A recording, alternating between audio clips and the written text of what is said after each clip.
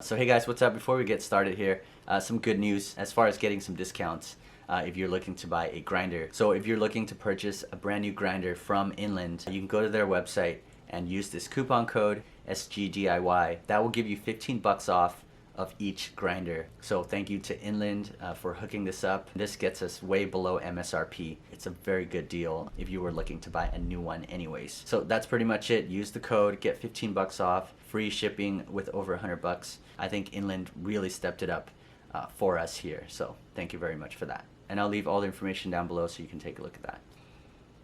Oh, man.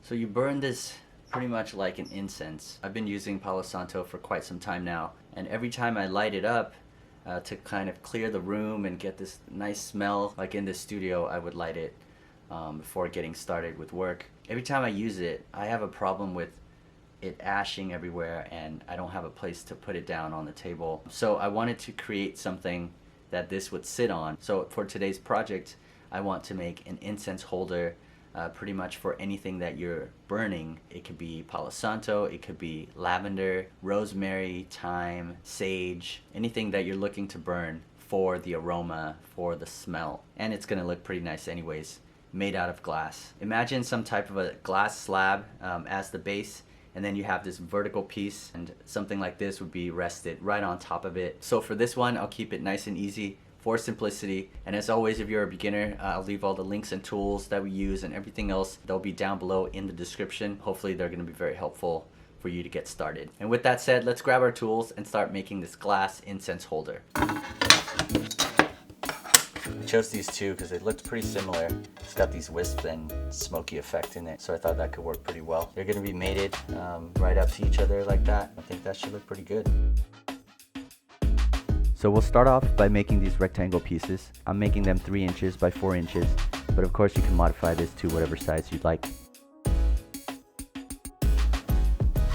We're going to try this cutter. I like this one a lot. So that's a Toyo. It's the TC10B cutter. It's always fun to break glass apart with your hands, but you can also use the running pliers to assist with that.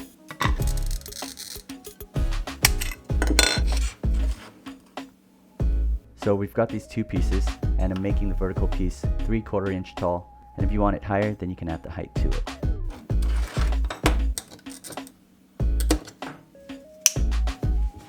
I gotta make a match better and round the corners, and then also grind out a little bit of a notch in the center.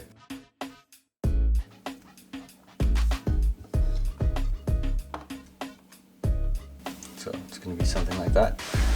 The grinder we're using today is an Inland grinder. This one is the Whiz model. It's the middle selection. But if you are a beginner and you're looking to save some money, I would suggest looking into the Whizling model.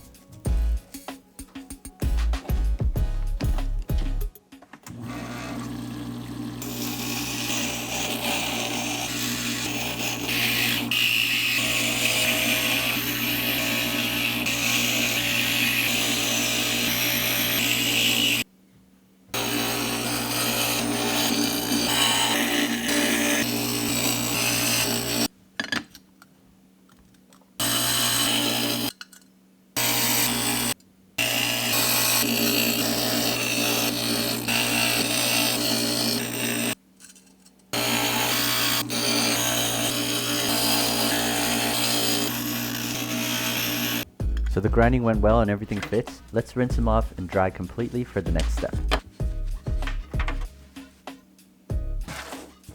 So next up is the copper foiling. I'm using the silver backing for this one since I'm keeping the silver soldered color. If you want to finish it with a copper or a black patina, then just make sure the backing matches the patina color.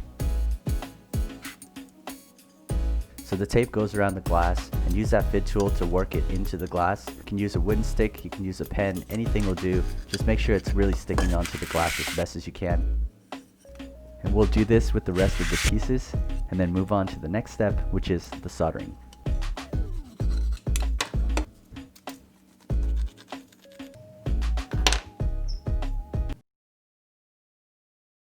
So I tacked the pieces together and it left this U-shaped gap at the bottom of the piece, so you're seeing me fill it in with some solder, but I think adding some wire to that gap would have helped make it much stronger.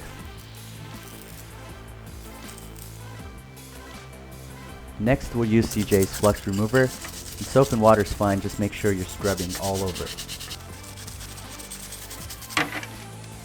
We'll rinse off and dry, and I'm using Leva's stained glass polish for the finish.